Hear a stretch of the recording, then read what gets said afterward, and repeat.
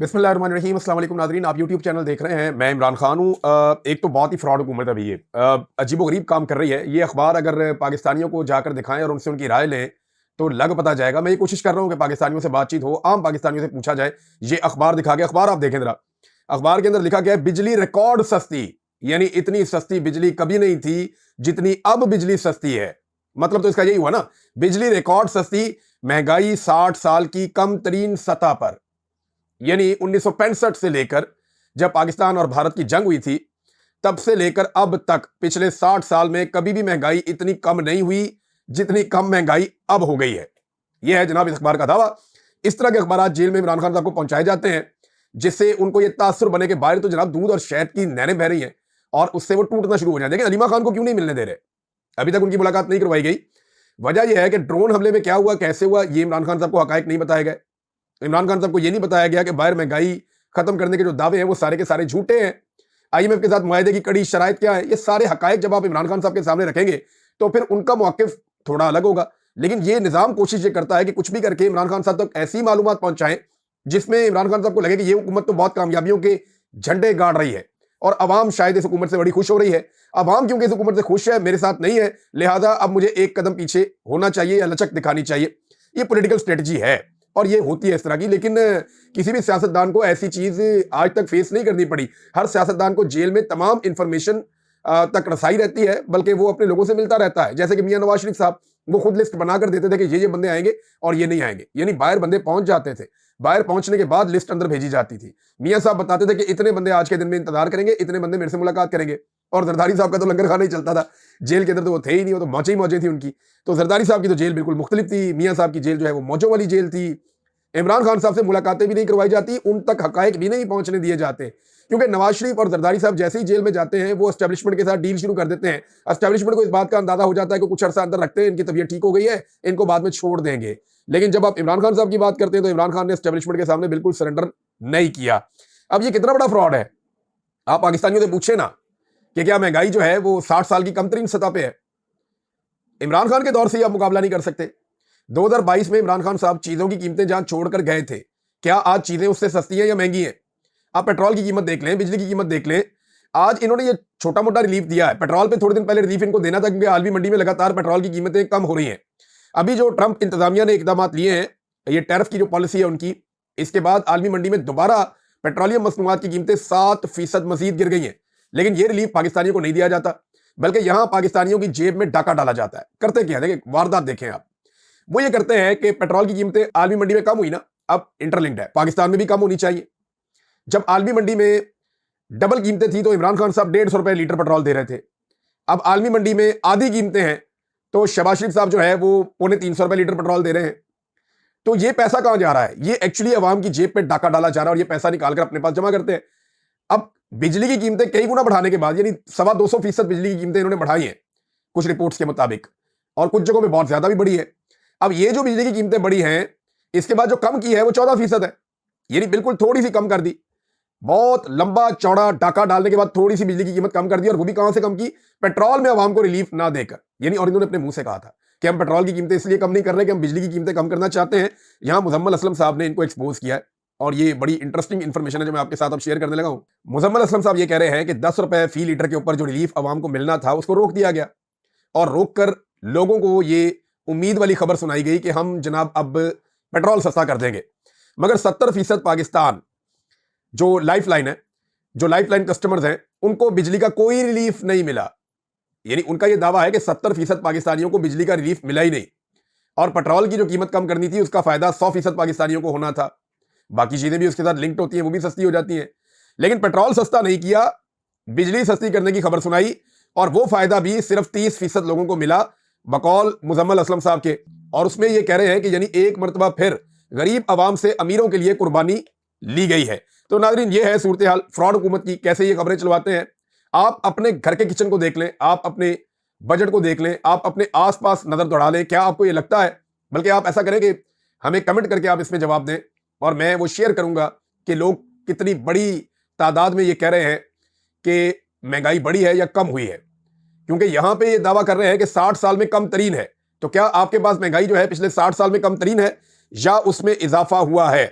नाज़रीन, ये मुज़म्मिल असलम साहब का दावा था, वो भी मैंने आपके सामने रख दिया। पाकिस्तान का जो मजमूई कर्जा है ना, उसका हुजम इस वक्त बढ़ते बढ़ते इतना बढ़ गया है कि इस हुकूमत ने आने के बाद कमर कस लिया है कि हमने कर्जे पे कर्जा लेना है, कर्जे पे कर्जा लेना है। तो अंदरूनी कर्जे भी ले रहे हैं, बैरूनी कर्जे भी ले रहे हैं। 74,000 अरब रुपए से पाकिस्तान का जो मजमूई कर्जा है वो बढ़ गया है। ये इन्होंने पाकिस्तान के साथ किया है और इमरान खान साहब तक मालूमात पहुंचाने की कोशिश करते हैं कि जनाब बाहर सब ठीक हो रहा है, लिहाजा इमरान खान साहब कहीं पे कोई कंप्रोमाइज कर लें। जुनैद अकबर साहब ने उस पर एक बात की, उन्होंने कहा हमें सुर्ख बत्ती के पीछे लगाने की कोशिश की जा रही है। एक साजिश के तहत पीटीआई जो है वो उसकी दो बड़ी ताकतों को लड़ाया गया। देखिए, मैं ये चीज आपको क्लियर कर देता हूं कि एक्चुअली गेम क्या है। मुराद सईद के स्टेटमेंट के बाद पाकिस्तान तहरीक इंसाफ दोबारा से मुतहर्रिक हुई है और अब मुराद सईद क्योंकि बराह रास्त खुद सारे कारकुनों से और तंजीमों से राब्ते में है, तो उसकी वजह से आप आने वाले वक्त में देखेंगे कि बहुत तेजी से पाकिस्तान तहरीक इंसाफ एक मरतबा फिर एक तहरीक का मोमेंटम गेन कर लेगी। तहरीक का वो मोमेंटम जो कुछ हद तक टूट गया था और कुछ मायूसी थी पाकिस्तान तहरीक इंसाफ में, मुराद सईद के आने के बाद वो मायूसी कुछ हद तक दूर हुई है। और ये प्रोग्राम अगर तेजी से होते रहे और रियासती जबर का सामना पाकिस्तान तहरीक इंसाफ के लोग करते रहे, तो मुझे ऐसा दिखाई दे रहा है कि एक मरतबा फिर तहरीक का मोमेंटम बन जाएगा, जो कि इमरान खान साहब जेल से बैठकर चाहते हैं। जुनैद अकबर साहब ने प्रैक्टिकली एक इवेंट किया भी है और उन्होंने कहा जी कि ये जो मुलाकातें की जा रही हैं ये सिर्फ तासुर बनाया जा रहा है और सुर्ख बत्ती के पीछे में लगाया जा रहा है कि जनाब हालात ठीक होने वाले, ऐसा कुछ नहीं है, हमें अपनी तहरीक चलानी पड़ेगी। देखिए, मैं एक चीज आपको बताता हूं कि बड़ी जबरदस्त साजिश तैयार की है पाकिस्तान की एस्टेब्लिशमेंट ने। उन्हें इस बात का आइडिया है कि इमरान खान साहब की दो बड़ी ताकतें हैं। देखिए, सबसे बड़ी सपोर्ट तो इमरान खान साहब को अवाम की है ना। एक तो उनकी अपनी शख्सियत ऐसी है कि उन्होंने कंप्रोमाइज नहीं किया, वो डट जाने वाला आदमी है, मुकाबला करने वाला आदमी है, बड़े मजबूत आसाब का आदमी है। तो उसने एस्टेब्लिशमेंट को यह बताया कि मेरे आसाब तुमसे ज्यादा मजबूत हैं। पहली चीज तो इमरान खान की अपनी शख्सियत है, अल्लाह रब्बुल इज्जत का उस पर फजल है। दूसरी बात, अवाम की बहुत सारी ताकत उनके पास है, यानी पाकिस्तान की अवाम की अक्सरियत इमरान खान साहब के साथ खड़ी है। अब तंजीम अगर अच्छी होती तो इसी अवाम को इस्तेमाल करते हुए पाकिस्तान के अंदर इनकलाब ले आए। यानी अगर आप तंजीम जोड़ दें किसी और जमात की और सपोर्ट जोड़ दें इमरान खान साहब की, तो पाकिस्तान में इनकलाब आ चुका होता, जितनी जबरदस्त सपोर्ट इमरान खान साहब को मौजूद है पाकिस्तान में। अब जो दो बड़ी ताकतें इस वक्त सपोर्ट करती हैं इमरान खान साहब को और उनको सूट करती हैं, एस्टेब्लिशमेंट ने उनके खिलाफ एक जबरदस्त कार्रवाई की है। एक ताकत है इमरान खान साहब के पास सोशल मीडिया की और दूसरी है ओवरसीज पाकिस्तानियों की। यह बात मैं आपको पहली मरतबा नहीं कह रहा, मैं कई मरतबा आपको बता चुका हूं कि इमरान खान साहब के पास जो दो बड़ी पावर्स हैं उनमें एक सोशल मीडिया है और एक ओवरसीज पाकिस्तानी है। इन दोनों को कंट्रोल करने में मौजूदा जो रिजीम है, मिलिट्री बैक्ड रिजीम, ये नाकाम रहा है। ये कर नहीं पाए इन दोनों को कंट्रोल।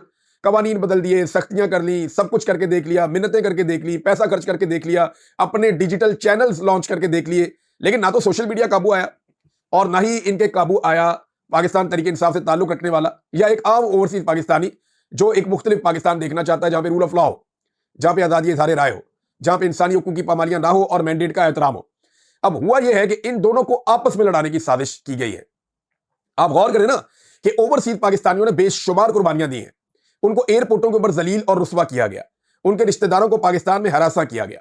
बेशुमार ओवरसीज पाकिस्तानी मुझे मिलते हैं और वो ये कहते हैं कि सिर्फ चंद पोस्टें लगाने के ऊपर पाकिस्तान में हमारे घर पुलिस पहुंच गई या हमारे घर के ऊपर एजेंसियां पहुंच गई या हमारी फैमिली को वहां पे हरासा किया गया। ये बहुत सारे लोग बताते हैं ओवरसीज, आप कहीं भी चले जाएं दुनिया में, वहां ओवरसीज आपको ये बात बताएंगे कि हमारे साथ ज्यादती इसलिए हुई कि हमने इमरान खान साहब के बयानिए को सपोर्ट किया और यहां पे एहतजाज किया। तो एक तो ओवरसीज पाकिस्तानी बड़ी ताकत है, दूसरा सोशल मीडिया, उनसे काबू नहीं हो रहा, सब कुछ करके देख लिया। तो इनको आपस में लड़ाने की साजिश ये है कि उन्होंने ओवरसीज पाकिस्तानियों को एंगेज किया और उनके साथ बातचीत की। और ओवरसीज पाकिस्तानियों ने जो बातचीत की वो अमेरिकन डॉक्टर्स ने, उनको बदनीयत तो नहीं है ना, उनकी कोई बदनीयत ही तो नहीं थी, वो तो इमरान खान साहब को रिहा करवाना चाहता। आप अंदाजा करें ना कि वो तो पाकिस्तान आने से डर रहे थे, उनके बच्चे वो छोड़ के आए उनको, यानी उनको उनके लोग ये कह रहे थे कि आप पाकिस्तान जाएंगे तो आईएसआई आपको बिठा लेगी, आपको वापस नहीं आने देंगे वो जो हालात चल रहे हैं। लेकिन जो बिजनेसमैन था जिसका ताल्लुक था फौज के साथ, उन्होंने कहा जी नहीं जी बेफिक्र होकर आप चले मेरे साथ, मैं आपको वापस लेकर आऊंगा। वो रिस्क लेकर पाकिस्तान गए और उन्होंने वहां पे अपनी कोई जाती बात नहीं की, उन्होंने सारी बात इमरान खान की। अब वो गलत किया ठीक किया ये वक्त साबित कर देगा। उनको जो ठीक लगा उन्होंने वो कर दिया, बदनीयत वो नहीं थे। गलती हो सकती है और जो उन्होंने किया उसके नतीजे गलत हो सकते हैं या एस्टेब्लिशमेंट उससे फायदा उठा सकती है, लेकिन वो बदनीयत नहीं थे। ये बात तो क्लियर है, मेरी उनसे बात भी हुई है। अब तो मैं बड़ी तफसील में उनसे बात किया, लेकिन मैंने उन पर तनकीद भी की है, लेकिन इसके बावजूद उन्होंने उसको वेलकम किया। अब सोशल मीडिया के ऊपर उनके खिलाफ एक कंपेन लॉन्च करवाई गई, यह है खतरनाक चीज। और पाकिस्तान तहरीक इंसाफ के लोगों ने भी उनके ऊपर तनकीद शुरू कर दी। अब इससे दो बड़ी ताकतें पाकिस्तान तहरीक इंसाफ की है इमरान खान साहब की, एक ओवरसीज पाकिस्तानी और एक सोशल मीडिया। इन दोनों को आपस में भिड़वाने की कोशिश की गई है। कुछ हद तक यह साजिश नाकाम हो चुकी है क्योंकि बहुत सारे लोगों ने इसको भांप लिया और भांपने के बाद फौरी तौर पर जो अमेरिकन डॉक्टर्स हैं उनकी खिदमात को सराहना शुरू किया गया और उनको बदनीयत कहना बंद कर दिया गया। तो पाकिस्तान तहरीक इंसाफ के लोगों को या जो ओवरसीज पाकिस्तानी है या सोशल मीडिया एक्टिविस्ट हैं, उन्हें इस बारे में तो होशियार रहना होगा कि इन्हें आपस में लड़ाने की कोशिश की जाएगी, क्योंकि एस्टेब्लिशमेंट इन दोनों में से किसी एक को भी शिकस्त नहीं दे पा रही।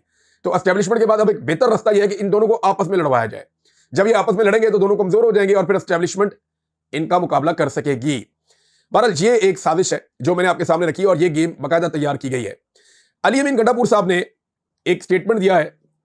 उनका यह कहना है कि अफगानिस्तान से मुज़ाकरात के लिए हमारी बात हुई थी फेडरल गवर्नमेंट से। देखें, पाकिस्तान में अमन तभी आएगा जब अफगानिस्तान में अमन आएगा, और अफगानिस्तान में अमन, पाकिस्तान और अफगानिस्तान दोनों का आपस में इंटरलिंक्ड है। ये जो कबायली इलाके हैं ना दोनों तरफ, जहां लोग फ्रीली एक दूसरे की तरफ आते जाते हैं और हमेशा से आते जाते रहे हैं। अभी भी जो है वहां पे मुख्तलिफ एरियाज बने हुए हैं, क्रॉसिंग्स बनी हुई है जहां से लोग जाते हैं, जहां से लोग आते हैं। अब इस पूरे एरिया के अंदर इंटेलिजेंस का एक नेटवर्क होता था ISI का, वो अब उतना इफेक्टिव नहीं रहा। उसकी वजह यह है कि अवाम में और फौज में दूरियां पैदा हो गई हैं। यही बात अली अमीन गंडापुर साहब ने की। उन्होंने कहा 2200 किलोमीटर की सरहद है, आप ह्यूमन इंटेलिजेंस के बगैर कंट्रोल कर ही नहीं सकते। अवाम में और इदारे में जो एक दूरी पैदा हो गई है, खलीज पैदा हो गई है, उसकी मौजूदगी में इस जंग में कामयाबी हासिल नहीं की जा सकती। तो आपको अफगानिस्तान के साथ मुज़ाकरात और बातचीत करनी पड़ेगी ताकि आपको सपोर्ट मिले। अब इसके TOR बनाने के लिए अली अमीन गंडापुर साहब कहते हैं कि जी मुझे कहा गया था इदारों और वफाकी हुकूमत की जानिब से।